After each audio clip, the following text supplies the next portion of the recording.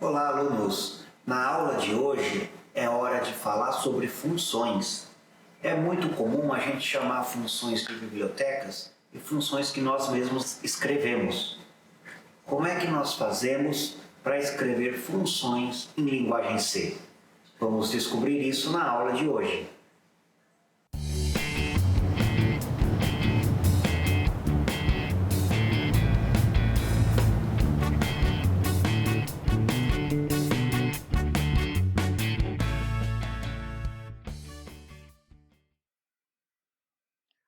Olá, alunos! Vamos para mais uma aula de programação de microcontroladores.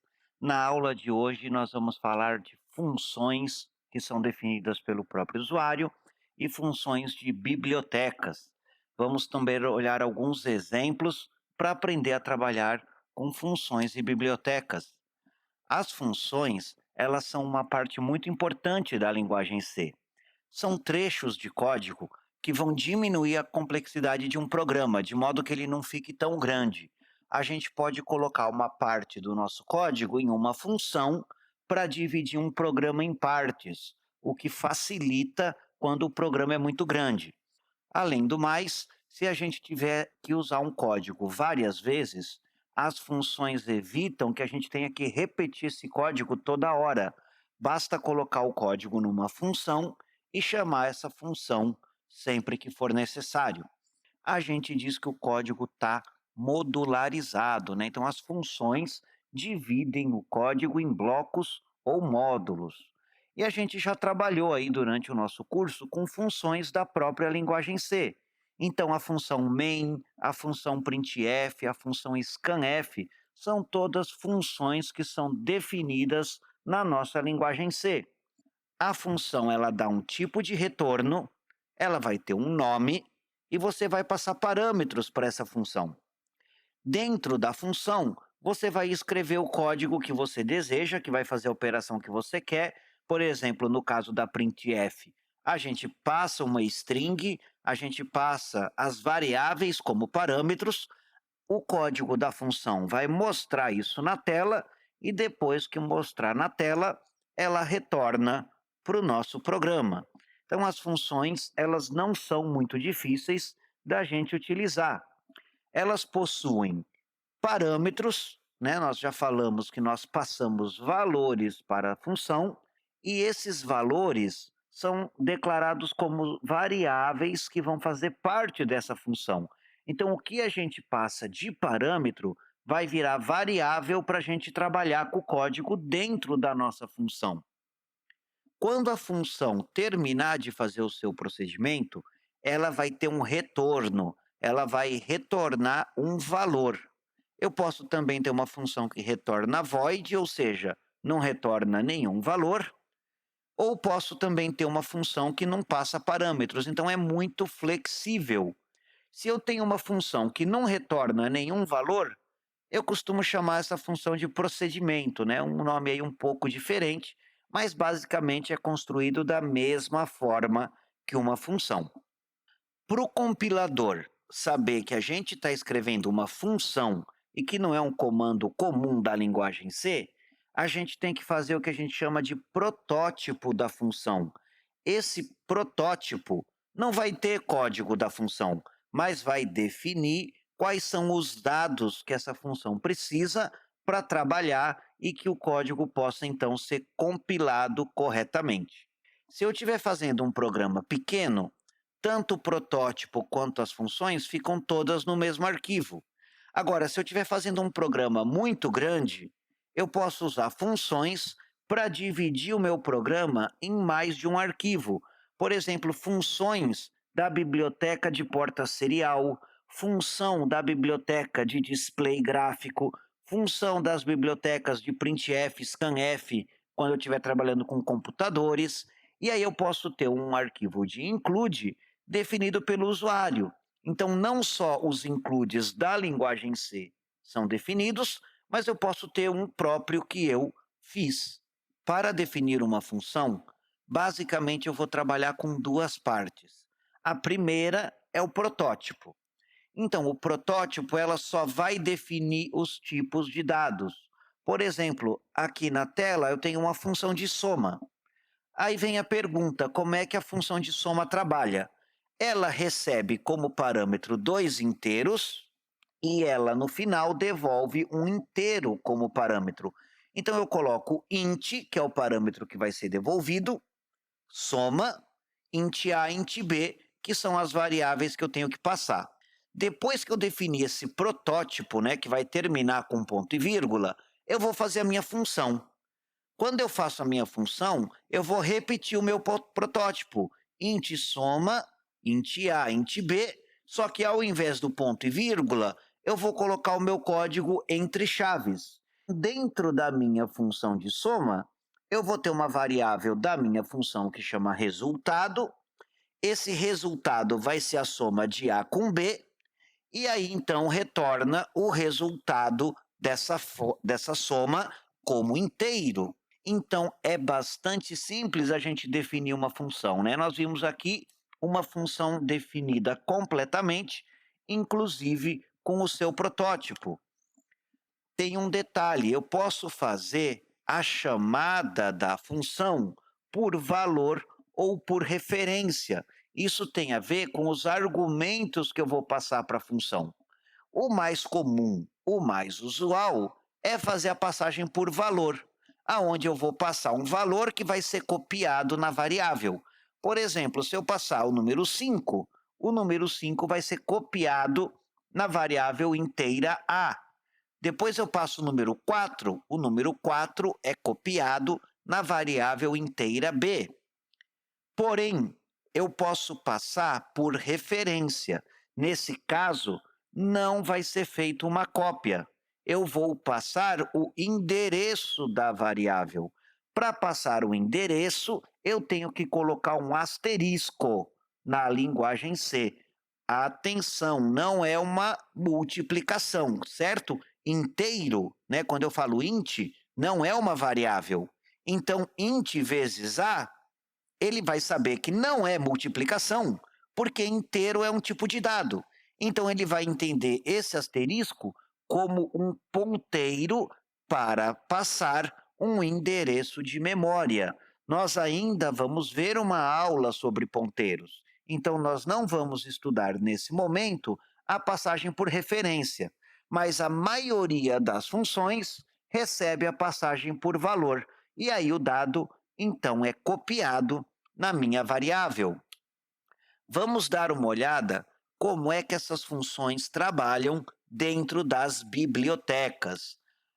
Nós não precisamos escrever todas as funções que nós queremos usar.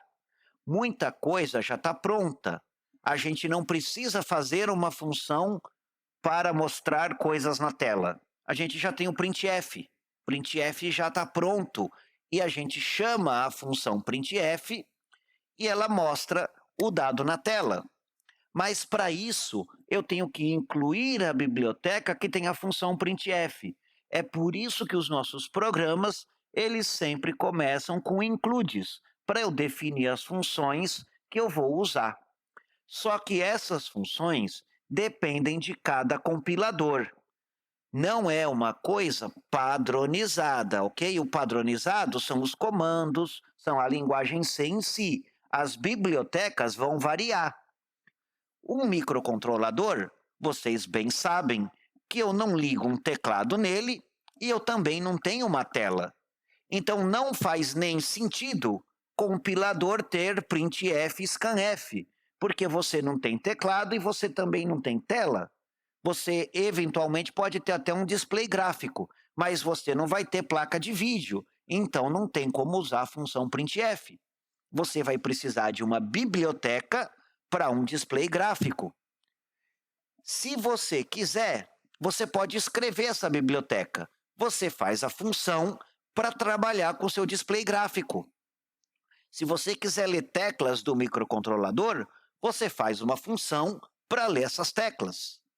Porém, suponha que você não queira ter todo esse trabalho. Você tem algumas bibliotecas que são vendidas. Você tem algumas bibliotecas que são gratuitas. Isso vai depender de cada sistema que você tem. Se você não quiser comprar, ou se você não quiser usar a biblioteca do fabricante, você pode escrever as suas funções e aí não tem custo nenhum. Você escreve a função para o seu display gráfico e está resolvida a questão. Então é uma escolha de cada um qual biblioteca ele vai usar dentro daquilo que está disponível. Quais são as bibliotecas que nós temos com esse compilador? Nós precisamos olhar a documentação em algum lugar para verificar qual biblioteca que nós temos. Eu tenho aqui um exemplo da linguagem C.com.br, que tem essa página de bibliotecas que explica para a gente quais são as bibliotecas que nós temos. E aí, lendo essa documentação, que eu vou saber usar a minha biblioteca.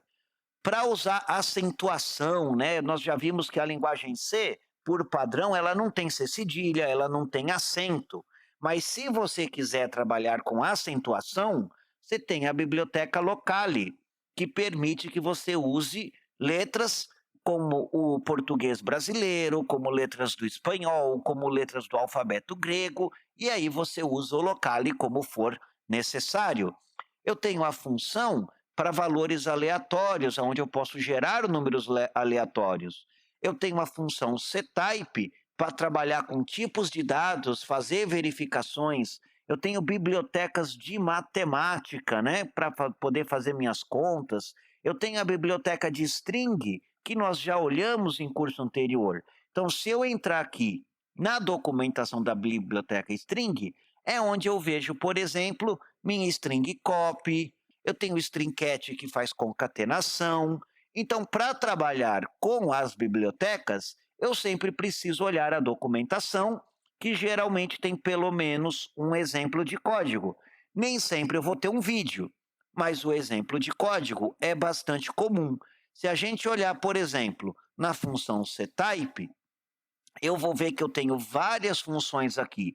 Conversão de caractere para maiúsculo, verificar se o caractere é um alfanumérico, se o caractere é letra do alfabeto, se é um número decimal, se é um dígito. Então, para verificar se o usuário está digitando as coisas corretas, a biblioteca ctype é muito importante. E aí aqui eu tenho vários exemplos da biblioteca ctype. Se eu olhar minha biblioteca de matemática, eu tenho funções que fazem arredondamento, funções que calculam a raiz quadrada, função para seno, função para cosseno, função para logaritmo, entre outras. E cada compilador vai ter a sua biblioteca e a sua documentação. E para usar a biblioteca, pessoal, é muito simples. A biblioteca já está pronta. Então basta você instalar a biblioteca ou usar ela, se já vier com o compilador, usando include. Né? stdio é a biblioteca que tem o meu printf, tem o meu scanf, tem funções básicas de entrada e saída para o meu computador. Eu tenho a stdlib, que é um resumo de várias bibliotecas, por isso que muitos programas incluem stdio e stdlib, que já vai incluir quase tudo para você, e bibliotecas que são específicas. Nós vimos aí a biblioteca ctype para trabalhar com verificação de dados, biblioteca de string, biblioteca de matemática. Não tem como ser mais simples usar bibliotecas quando elas estão prontas, né? Se você for fazer uma biblioteca, aí você vai ter mais trabalho, porque você vai ter que escrever as funções da sua biblioteca. Como exemplo, tenho aqui um programa que vai gerar 20 valores aleatórios. Como é que eu gero valores aleatórios, né? Então eu tenho várias bibliotecas que eu vou incluir para poder gerar um número aleatório da maneira correta. E eu tenho aí em negrito a parte principal aonde eu estou usando a minha biblioteca. Eu vou definir um número de base para os meus aleatórios, e como esse número de base ele tem que ser um número que depende de valores não conhecidos, não adianta você colocar a base igual a 10, porque senão o seu número aleatório não vai ser muito bom. você pode usar a função time, que vai pegar um número aleatório de minutos e segundos e horas do seu computador. Como a hora, minuto e segundo vai mudar a base igual a time, vai retornar para você um número para cada máquina que o programa for executado. Depois que eu tenho uma base de tempo, eu vou usar essa base para inicializar os meus números aleatórios. Esse srand é uma função da biblioteca que inicializa os números aleatórios. E eu preciso ter os meus includes para poder usar essas funções. Depois, eu vou entrar no meu for, e o meu for vai fazer 20 iterações, vai calcular 20 valores aleatórios usando a função rand. Só que olhando a documentação da função rand, eu percebo que a função rand, ela não retorna um número de 1 até 100. Ela vai retornar um número de 0 até 1. Sempre 0, alguma coisa, né? Então isso aí vai me dar problema. Para conseguir gerar um número de 1 até 100, então eu vou usar o operador de porcentagem para pegar o resto da divisão com 99 e somar 1, para aí ter o número na faixa de 1 a 100. Olhando aqui um outro exemplo, eu estou pedindo para o usuário digitar uma letra minúscula. Observem aí do lado esquerdo. Eu tenho um caractere que é uma letra qualquer e eu tenho um valor double que vai ser um resultado. Aí eu peço para o usuário digitar uma letra minúscula. Mas será que o usuário vai digitar uma letra minúscula? E se ele colocar um número? E se o usuário colocar um ponto final? Né? Eu não sei o que o usuário vai digitar, mas eu vou ler, seja lá o que for que ele pôs, no meu scanf, e aí eu vou usar a função isalpha, do lado direito, lá em cima, no if isalpha letra. Se o usuário digitou uma letra, eu vou fazer o meu programa. Else, eu vou dar uma mensagem de erro, porque eu pedi para digitar uma letra minúscula, e aí eu vou falar, olha, você não digitou uma letra, né? Você digitou alguma coisa errada. Eu estou começando a perceber que não basta fazer um scanf. Eu preciso, muitas vezes, verificar o que o usuário está fazendo. Depois eu vou usar a função toUpper para passar essa letra para maiúscula. Vou usar o printf para mostrar essa letra maiúscula, e aí eu vou considerar essa letra maiúscula como um número da tabela ASCII. E aí eu vou usar a função de square root da minha biblioteca de matemática para calcular a raiz quadrada. Então essa letra vai ter um número e eu vou calcular a raiz quadrada desse número. E depois eu vou colocar um printf na tela. Se eu quiser fazer alguma coisa que não tem uma função definida, basta eu escrever a minha função do jeito que nós vimos nessa aula. Finalmente, temos agora os nossos exercícios. Então, vai implementar uma função que retorna a diferença de dois números, muito parecido com o exemplo de aula, né? A gente fez uma soma, agora tem que fazer uma subtração. Escrever uma função que retorna a divisão, né? Tem que tomar cuidado, né? Como é que eu faço divisão por zero? A função tem que ter uma inteligência nisso aí, não é verdade? Escreva um programa que calcula a área de um círculo, criar um sistema de caixa eletrônico, olha que legal, né? Mesclando as coisas que nós já vimos anteriormente. Como é que eu faço um menuzinho para caixa de eletrônico, usando a função switch, usando o do, usando o while, depois fazer for, não é? Como é que eu faço um sisteminha de caixa eletrônico, né? Um programa um pouquinho maior. E aí, nesse programa de caixa eletrônico, a gente tem que usar funções. Nós vamos agora fazer alguns exemplos. E aí, pessoal, vamos lá olhar os nossos exemplos, ok? Primeiro eu tenho o exemplo aí de número aleatório, vou abrir aqui para vocês, já deixei digitado. Né? Eu tenho um valor inteiro i, o valor de base, e eu quero gerar 20 números aleatórios.